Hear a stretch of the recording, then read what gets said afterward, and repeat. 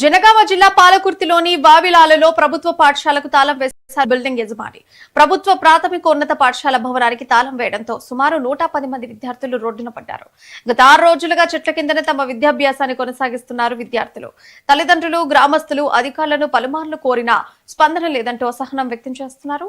ఇక ఇదే విషయంపై మరింత సమాచారం మా ప్రతినిధి సాయి ప్రసాద్ అందిస్తారు.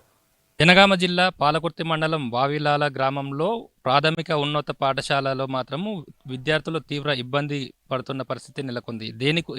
దేని కొరకంటే 2007లో దొంగరి ఉపేందర్ రావు అనే వ్యక్తి ఊరిలో పాఠశాల కావాలంటూ పాఠశాలకు తన భూమిని విరాళంగా ఇవ్వడం జరిగింది. అయితే అప్పట్లో రెవెన్యూ అధికారులకు అప్పచెప్పడంతో ఇటు ప్రాథమిక పాఠశాలను అయితే నెలకొన్న పరిస్థితి ఏర్పడింది. అయితే అప్పటి నుండి సజావుగా సాగినటువంటి పాఠశాల ఈ మధ్యలో తన కుటుంబకులు వచ్చేసి ఇది మాకు సంబంధించిన భూమి అంటూ ఇటు స్కూలుకు తాళాలు వేసిన సిచ్యువేషన్ అయితే కనబడుతుంది. అయితే ఇక్కడ తాళం వేయడంతో ఇటు విద్యార్థులు తీవ్ర ఇబ్బందులకు పడుతూ ఇటు ఉపాధ్యాయులు ఇటు విద్యార్థులు తీవ్ర ఇబ్బంది పడుతున్న పరిస్థితి నెలకొంది. ప్రస్తుతానికి ఇప్పుడు తాళం వేసిన సిచ్యువేషన్తో పిల్లలు గత 10 రోజులుగా ఇటు బయట కూర్చొని చదువుకోవడం కానీ, ఇటు ఉపాధ్యాయులు కానీ పాఠశాలలు బోధన చేయడం కానీ జరుగుతున్న సిచ్యువేషన్ మనం చూస్తున్నాము. అయితే ప్రస్తుతానికి మనం పిల్లలు అంటే ఆ పాఠశాల ఆవరణంలో కూర్చొని చదువుతున్న దృశ్యాలు అయితే మనం చూస్తున్నాము. ఇటు ఉపాధ్యాయులు కూడా వారిని దగ్గర ఉండి తాళం వేసి ఉండడంతో ఇటు ఉపాధ్యాయులు కూడా వారికి ఆవరణలోనే పాఠశాల ఆవరణలో బోధించడం జరుగుతుంది. అయితే ఇన్ఛార్జ్ ప్రిన్సిపల్ శ్రీగౌరి మేడం గారు ఉన్నారు. మేడం, అసలు ఏం జరిగింది? గత 10 రోజులుగా పాఠశాలలో మీరు కానీ విద్యార్థులు కానీ ఇబ్బంది పడుతున్న పరిస్థితి నెలకొంది. అసలు ఏం జరిగింది, ఎట్లా అని చెప్పండి.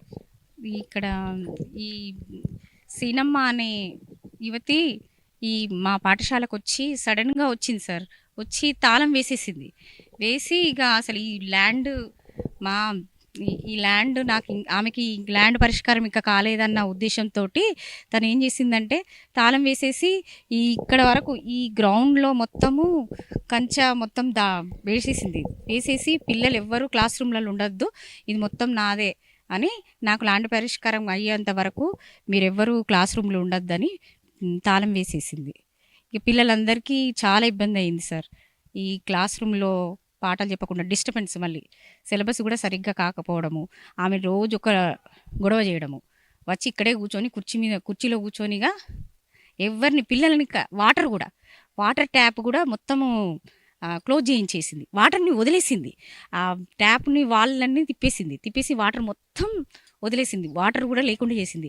ఆ రూమ్లో, ఆ లాక్ వేసిన రూమ్లోనే మాకు మోటార్ ఉంటుంది యాక్చువల్గా, దాన్ని కూడా ఆన్ చేసే అవకాశం కూడా లేదు మాకు. సరే, ఆమె పోయినాక కూడా పిల్లలకైనా ఆన్ చేయాలి కదా అని మళ్ళీ చేస్తే మళ్ళీ వాటర్ అంతా వదిలేయడము, ట్యాప్స్ అన్ని పగలగొట్టేసింది. ఈ విధంగా చాలా కొద్దిగా ఇబ్బంది పెట్టింది అందరినీ. తను ఎందుకు ఇక్కడ వచ్చి గొడవ చేయడానికి కారణాలు ఏంటి? అసలు ఎందుకు గొడవ చేస్తుంది? ఎందుకు ఇంతగానో మిమ్మల్ని ఇబ్బంది పెడుతుంది? ఈ ల్యాండ్ తనదంటుంది సార్. దాని గురించి 10 సంవత్సరాల క్రితం నుంచే ఈ విధంగా జరుగుతుందట.